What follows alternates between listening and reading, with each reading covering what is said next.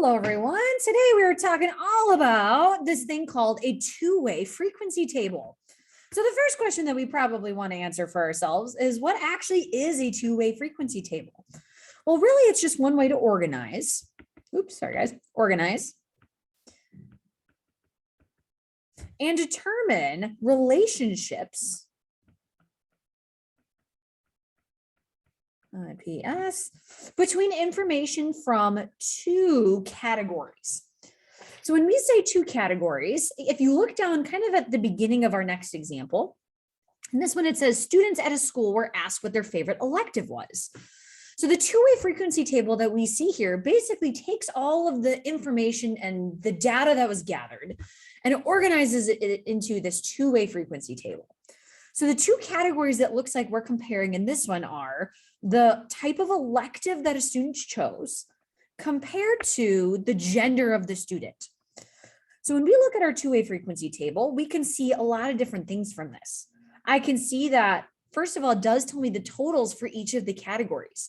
I can see 45 males were interviewed. I can see that 48 females were interviewed.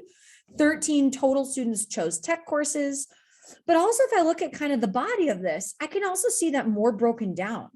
I can see that 18 of the 40 totals or 18 of the 93 total students chose art and were male. I can see that 6 females chose a tech elective. So this table gives me a lot of really neat information that we can use to analyze in a lot of different ways. So there's a couple main questions that you're going to be asked when it comes to two-way frequency tables. And some of them are kind of going to be similar to question A. It says how many students were how many students were surveyed in total? So if we look in our two-way frequency table, the value that you guys see last in this last box over here, that is always going to represent the total number of students that were interviewed or surveyed. So I know, for example, that 93 students were interviewed for this survey. All right, question B says, what is the percent of males that were surveyed? Now, I think I might jump down to let's do this one. What percent of males that were surveyed? Now, because of the fact that we're talking about this percent always implies that it's out of a certain total. Now, because it's a two-way frequency chart, we have to be careful about which total we choose because all of these values represent totals of different categories. So here it says, what's the percent of males that were surveyed? Well, let's figure out, well, how many males were surveyed? Well, if I look at my table, it looks like up here that 45 males were surveyed. So if we're going to look at 45, a percent always implies that it's being divided by one of the totals. Now, if it doesn't say a specific total, it's always implied it's out of the total, however many people were surveyed in the entire scenario. So there's 93 students in this one. So when we take 45 divided by 93, now when we do this, we want to be a little careful and remember a little bit about percentages. And that's when I take 45 divided by 93.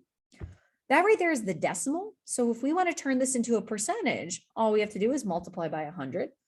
And that is my percent. Now, if we do have a lot of crazy decimals like this, we're always going to round to the hundredths. So I'm going to round to 2 decimal places. And that would make this 0.39, add our percentage symbol. And that is my final answer on this one. Now, question C says, how many males chose art? So if I look up at my table, males that chose art, it looks like there was 18 of them. So that's going to answer the first question. There's 18 males that chose art. Now, question 2 here says, what is the percent of males that chose art? So it doesn't change the fact that there's 18 males that chose art, but we have to divide it by the total. And again, the total number of students is 93. So I'm going to take 18 divided by 93. And then if we multiply by 100, that's going to give me my final percentage of 19.35%. All right, part D says, what is the percentage of students that chose music? So out of all the students that chose music, if we look up at our table, it looks like there's a total of 40 students that chose music. So percentage, we would say 40 out of the 93 total students surveyed. So if we take 40 divided by 93, multiply that by 100, I can see that 43%, 0.01% of students actually chose music. Now, out of some of these, I'm going to kind of jump down actually to question F here. And it says, given that the student is a female, what is the percentage of females that chose music? Now, since the wording on this one is a little bit different, we see that this word here, the first phrase here says, given that the student is a female. This word given is your hint that we are looking at a total that's not the total out of the total number surveyed. Because in this case, if it's given that the student is a female, I'm only looking at the female students, which if I look at my table, students that are females, there's 48 of those students that are females. So when it's a given question, it just is looking at a new total. And I just forgot what it was. There's 48 females. So out of those 48 females, what's the percentage that someone chose music? So again, if I look up at my table here, 20 of the 48 students chose music. So that is going to be what calculates my percentage. So 20 divided by 48, multiply that by 100.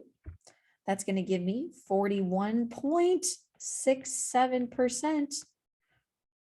That is the percentage of females that chose music. So right now, what I want you guys to do is pause your video, and I want you guys to answer the last two questions. I want you guys to try question E and question D and go. All right, for question E, you should have gotten 6.45%. There were 6 students that chose tech courses as their elective out of the 93. So 6 divided by 93 is 6.45%. Question F says, given that the student chooses art, that's why on this one, the total isn't 93. It's the number of students that chose art is your total.